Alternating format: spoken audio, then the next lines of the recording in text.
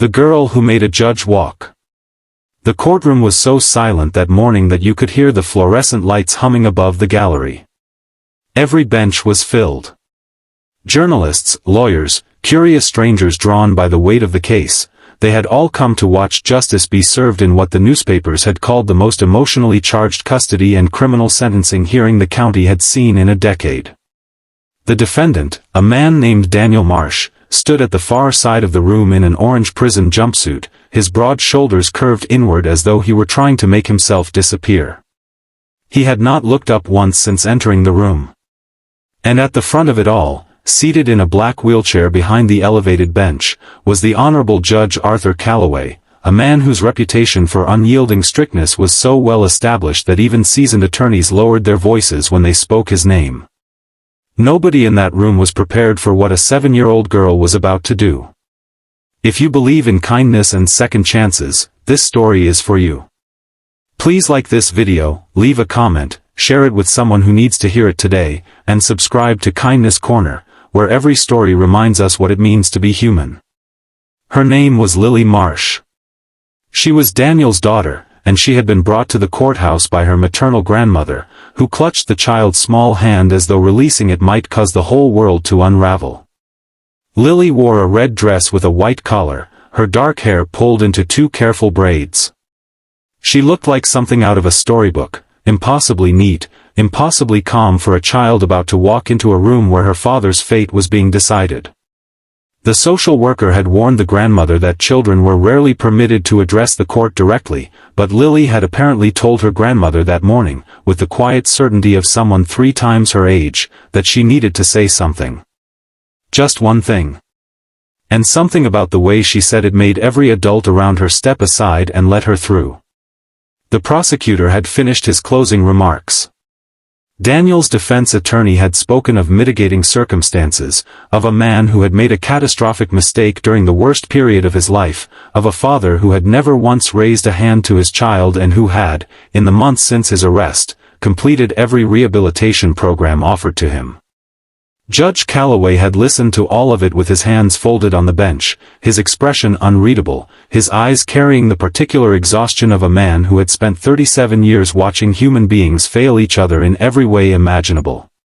He had suffered a severe spinal injury 2 years prior, and though he had refused to retire, he now conducted every hearing from his wheelchair, a fact that seemed to make him, if anything, even more formidable. There was no softness in the room. There was no air left for it. And then the bailiff quietly informed the judge that the defendant's daughter had asked to speak. A ripple moved through the gallery.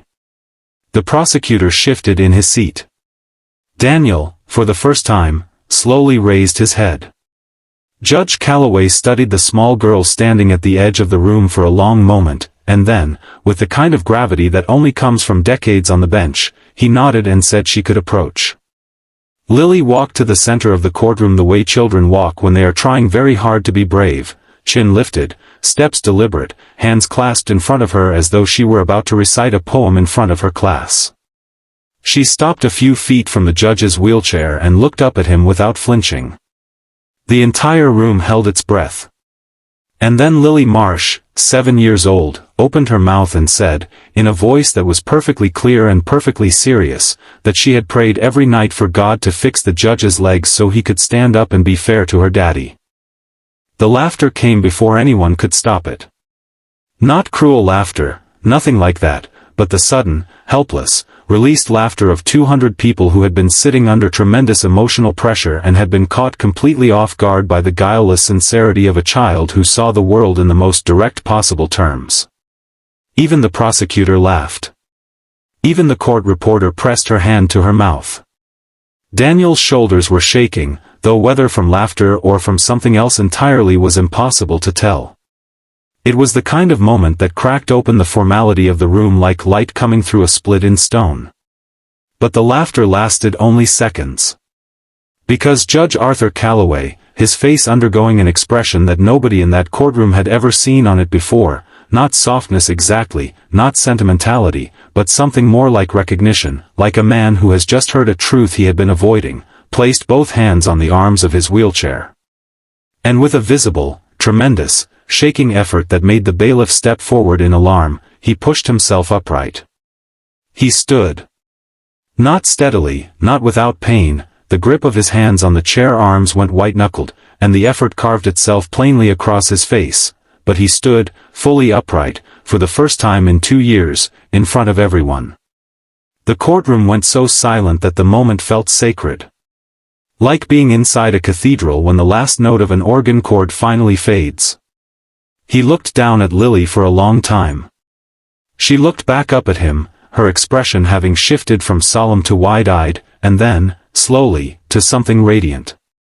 Because in her 7-year-old mind, her prayer had simply been answered. She had asked for it. It had happened. That was how the world worked. Judge Calloway slowly lowered himself back into his chair. When he finally spoke, his voice was not the clipped, measured instrument the courtroom was accustomed to. It was the voice of a man speaking from somewhere much older and much more tired and much more honest than the role he wore like armor. He said that he had sat in judgment of hundreds of men and women, had weighed evidence and rendered verdicts and believed, for most of his career, that the scales of justice were a thing of precision. He said that he was not certain, in this moment, that precision was the highest thing a court could offer. He looked at Daniel Marsh, who was no longer looking at the floor, who was looking at his daughter with an expression of such raw, demolished love that several people in the gallery began to cry, and the judge said that the law required accountability, and that accountability would be met, but that the law also permitted mercy where genuine transformation had taken root, and that he believed, on this day, that it had. Daniel Marsh received a sentence that allowed for supervised release. He would serve community time, undergo continued rehabilitation, and be permitted to rebuild a relationship with his daughter under the guidance of family services. It was not an exoneration. It was not an erasure of what had happened. But it was a door left open, rather than sealed shut. As the courtroom began to stir and exhale, Lily walked back to her grandmother, slipped her small hand into the old woman's weathered one, and said, in a tone of complete satisfaction, that she had told her it would work out. Her grandmother could not speak. She simply held the child's hand and wept the way people weep when they have been carrying something unbearably heavy for a very long time and have finally, mercifully, been allowed to set it down. Before this story ends, drop the word "stand" in the comments if this story moved you. Let's see how many hearts this reaches. Justice, on that ordinary Tuesday morning, did not look like what anyone expected. It did not arrive in the language of statutes or the rhythm of legal argument. It arrived in a red dress with white collar and 2 careful braids, carrying nothing but the absolute, unshakable faith that if you ask for something good with your whole heart, the world has a way of hearing you. If this story touched you, please like this video, share it with someone who needs to believe in second chances today, and subscribe to Kindness Corner. We tell stories because they remind us, all of us, that we are still capable of standing up.